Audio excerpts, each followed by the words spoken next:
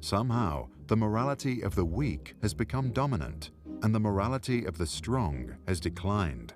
Welcome to Reeves Rants. Thanks for joining me. I got a good video for you today. This comes from Paul Harvey's radio show, 1965. Again, 1965. We too often get caught up in God the Word, or Jesus the Word, or the Word the devil. All of these words really shock people and throw them back a little bit. But the real reality is that there's a psychology that exists behind the belief in God and the belief in the devil. What we're seeing in our world today is, in fact, the psychological manifestation of the devil. And I'm not saying I believe in these things, but I'm not saying you have to believe in these things to understand what I'm talking about. There's a psychology that is very much being overlooked, and we as people would be better suited to put proper investment into the direction we want to go. You know, if you plant corn, you're going to get corn. But if you don't know what you planted, then you don't know what you're going to get. This applies to the way we're trained and the way that we implant thoughts into our brains. If you don't know that something's right or wrong, then how will you know if something's right or wrong? In order to know you don't know anything, you gotta have to know something.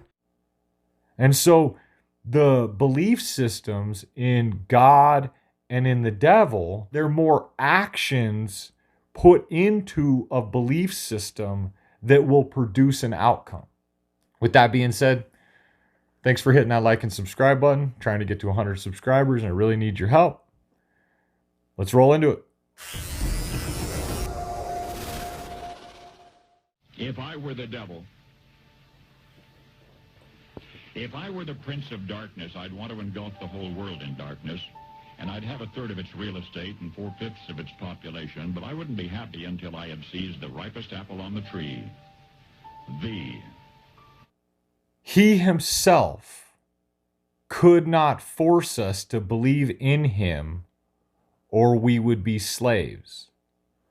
Therefore, free will and freedom is required. So, America has to be destroyed because it represents freedom.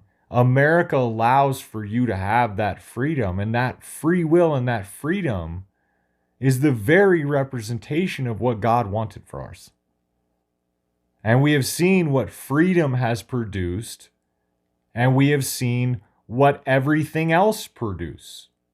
The history of every single country that's ever existed other than the United States, up until 1776, every fucking country that has ever existed was run by dictators. Right. All of them. So I'd set about, however necessary, to take over the United States. I'd subvert the churches first. I'd begin with a campaign of whispers. With the wisdom of the serpent, I would whisper to you as I whispered to Eve. Do as you please. It's clear to me that that's what we're seeing in our world today, is people doing as they please or living in their truth, not recognizing that their truth might be imposing upon other people, or that your truth might be wrong. And so from a foundational viewpoint, if you start in the wrong place, you won't end up where you think you're going. To the young, I would whisper that the Bible is a myth. I would convince them that man created God instead of the other way around. I would confide that what's bad is good and what's good is square. This attacking of the religions is the attack upon the moral code and the expectations in which you should live your life, as opposed to the do whatever you want truthiness that is being sold in our world today.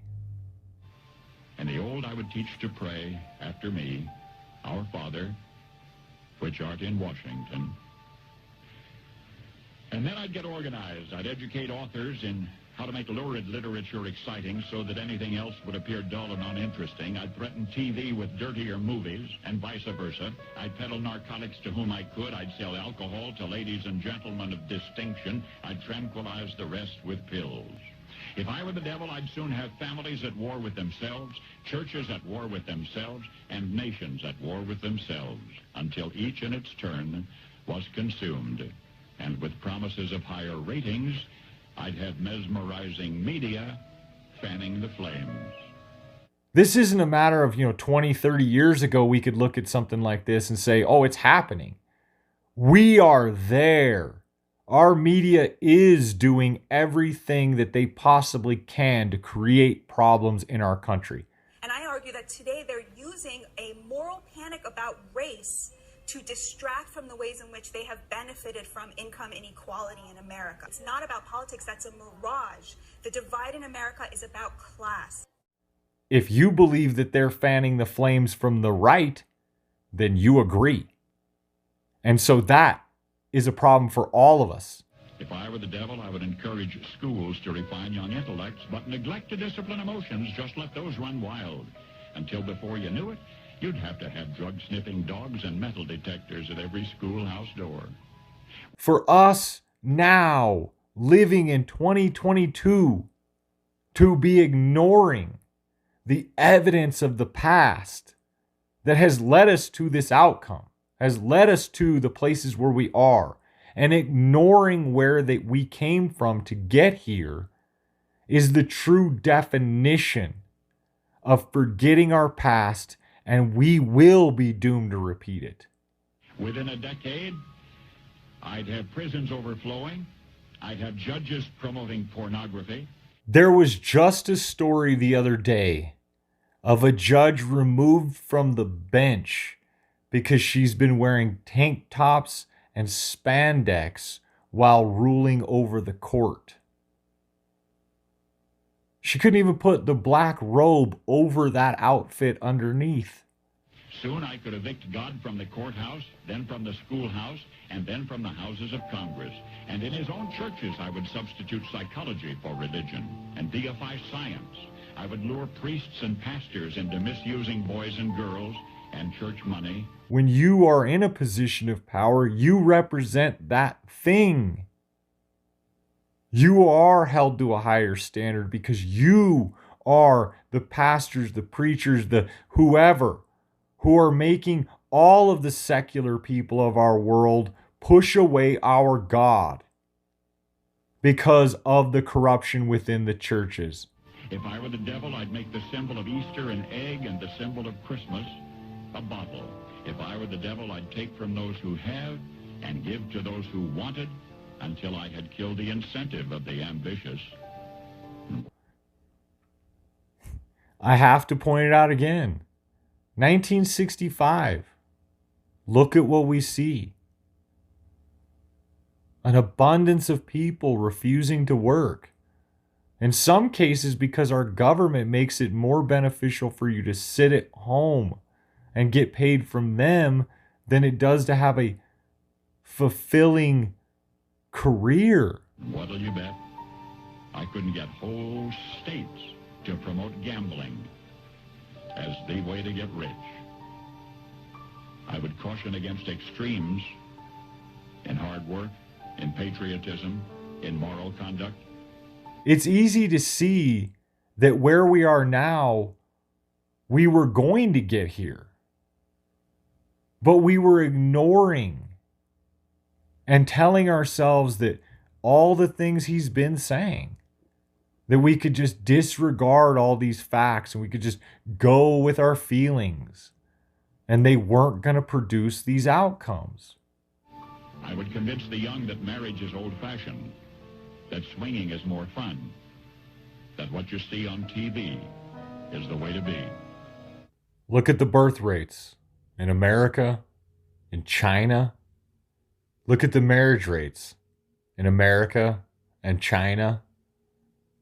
We're seeing a massive decline in the repopulation of our people. And that will have its own negative effect that we don't necessarily see now.